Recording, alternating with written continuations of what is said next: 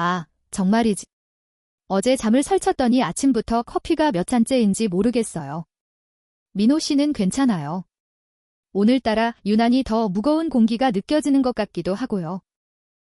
지훈 씨도 그러시군요. 저도 아침에 눈을 뜨는데 뭔가 묵직한 느낌이 들었어요.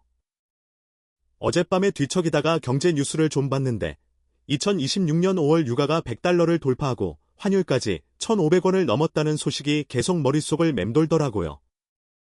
이런 불안정한 시기에는 괜히 마음이 싱숭생숭해지는 게 당연한가 봐요.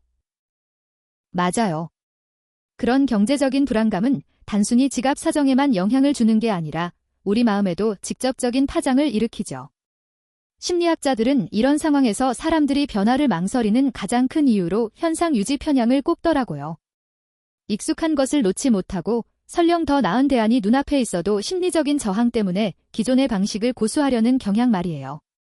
지금처럼 지상 경제의 불안정성이 커질 때 우주산업으로 눈을 돌리는 것이 생존 전략일 수 있는데도 많은 분들이 여전히 익숙한 지상 경제에 대한 집착을 놓지 못하는 게 바로 이 현상 유지 편향 때문이라고 합니다. 불확실성을 감수하고 새로운 시스템으로 전환하는 것보다 비록 불안정하더라도 기존의 익숙한 환경을 선택하도록 이끄는 강력한 심리적 작용인 거죠. 뇌과학자들도 비슷한 맥락의 이야기를 하더군요. 지상의 예측 모델이 붕괴하는 극심한 혼란 속에서 인간의 뇌는 본능적으로 안정감을 찾으려 한다고 해요.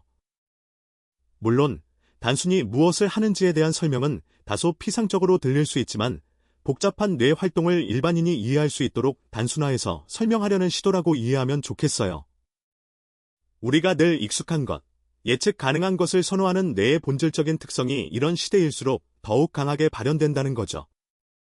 그러니 지금 당장 눈앞의 불안함 때문에 새로운 기회를 외면하는 것이 어쩌면 뇌과학적으로는 매우 자연스러운 반응일 수도 있다는 겁니다. 네, 그 말씀이 참 와닿네요. 그러고 보니 미래학자들은 이런 상황을 오히려 기회로 보고 있더라고요.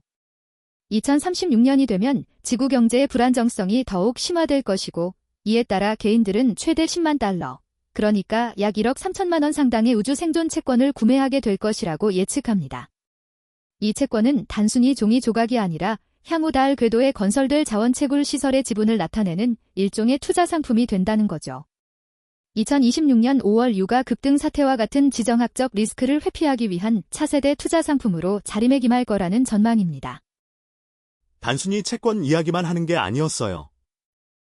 2030년까지 100개 이상이 발사될 예정인 적에도 위성군을 통해 개인들은 실시간 지구 관측 데이터를 구독료 형태로 구매하고 이를 통해 기후변화나 재난 발생 시의 피해 범위를 최소화하는 맞춤형 경보 시스템을 활용하게 될 것이라고 합니다. 만약 지금 당장 이러한 문명 확장의 흐름에 올라타지 않는다면 2036년에는 최대 10만 달러에 달하는 우주 자원 투자 기회를 영영 잃게 될지도 모른다는 경고도 덧붙이더군요. 미래학자들은 이런 구체적인 수치와 상품을 제시함으로써 단순히 추상적인 미래를 이야기하는 것이 아니라 가능성을 보여주고 촉구하고 있는 셈이죠. 그런데 말이죠.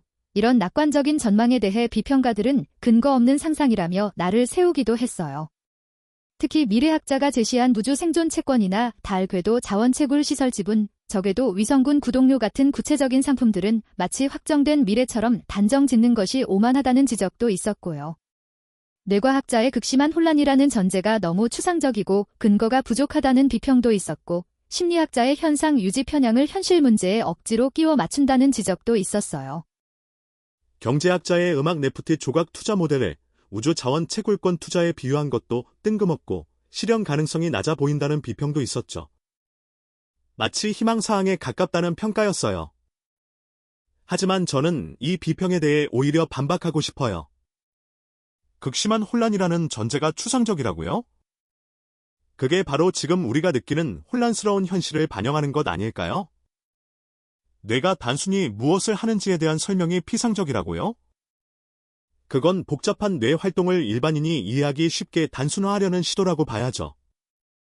현상 유지 편향을 억지로 끼워 맞춘다고요?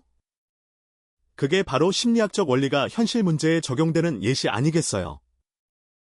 사람들이 비합리적인 선택을 하는 현실을 지적하는 게 뭐가 문제겠습니까?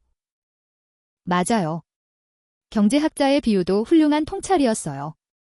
음악 NFT 조각 투자 모델을 우주 자원 채굴권에 빗댄 것은 새로운 투자 모델을 기존의 익숙한 모델에 빗대어 설명하려는 시도였죠. 실현 가능성이 낮아 보인다고요? 그래서 미래에 대한 통찰이라는 겁니다.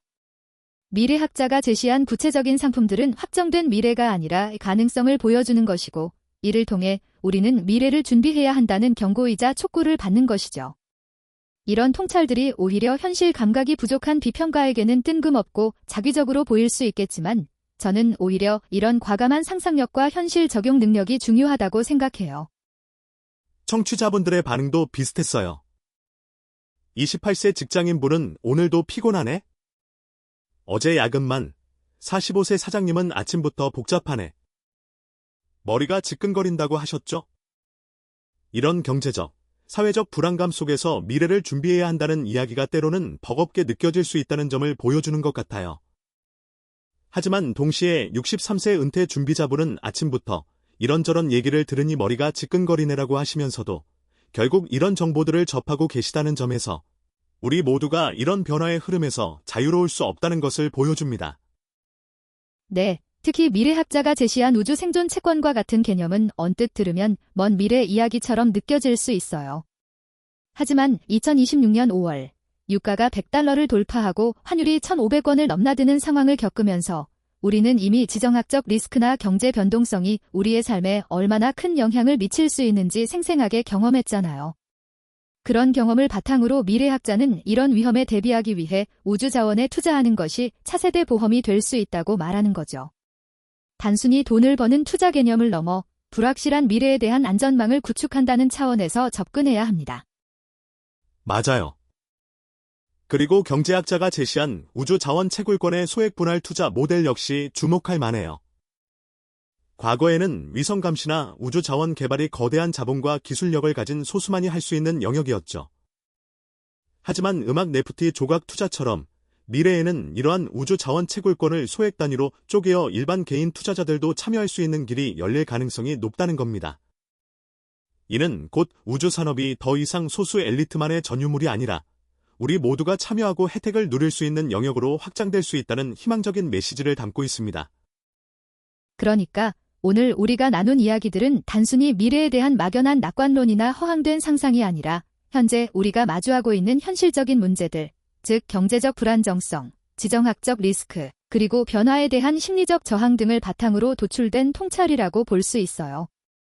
이러한 흐름을 이해하고 준비하는 것이야말로 불확실한 미래를 헤쳐나갈 우리 자신을 위한 현명한 선택일 겁니다. 결국 눈앞의 익숙함에 안주할 것인가, 아니면 다가올 미래를 위해 과감히 발을 내디딜 것인가 하는 선택의 기로에 서 있는 것이죠. 지상 경제의 불안정성이 심화될수록 우주라는 새로운 개척지는 더 이상 먼 미래의 이야기가 아니라 우리 생존과 직결된 현실적인 대안이 될 수 있습니다. 변화는 언제나 익숙한 것의 곁에서 시작된다.